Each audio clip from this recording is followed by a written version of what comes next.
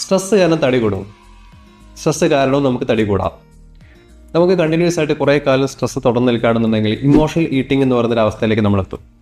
കുറേ കാലം ഈ സ്ട്രെസ്സ് കണ്ടിന്യൂസ് ആയിട്ട് നിൽക്കുന്നതിൻ്റെ ഭാഗമായിട്ട് കോർട്ടിസോൾ എന്ന് പറയുന്നൊരു ഹോർമോണിൻ്റെ ഉൽപ്പാദനം നമ്മുടെ ശരീരത്തിൽ കൂടുകയും അതിൻ്റെ ഭാഗമായിട്ട് വിശപ്പ് കൂടുകയാണ് സംഭവിക്കുന്നത്.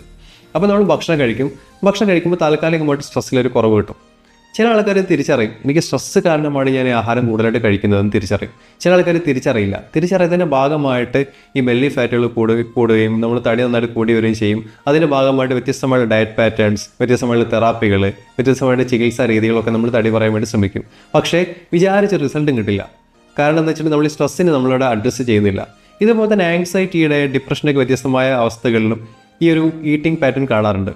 അപ്പോൾ അവിടെയെല്ലാം നമ്മൾ തീർച്ചയായിട്ടും തടി കുറയുന്ന രീതിയിൽ ചികിത്സകൾ എടുക്കേണ്ട എന്നല്ല പറയുന്നത്. പക്ഷെ നമ്മൾ ഈ സ്ട്രെസ്സിൻ്റെ അല്ലെങ്കിൽ നമ്മുടെ ഒരു മനസ്സിൻ്റെ ഒരു അവസ്ഥയെ കൂടി പരിഗണിച്ച് അതിനുള്ള ചികിത്സ കൂടി എടുക്കുമ്പോഴാണ് ശരിക്കും ഈ തടി കുറയ്ക്കലിൻ്റെ ചികിത്സ എന്ന് പറയുന്നത് കംപ്ലീറ്റ് ആവുന്നത്.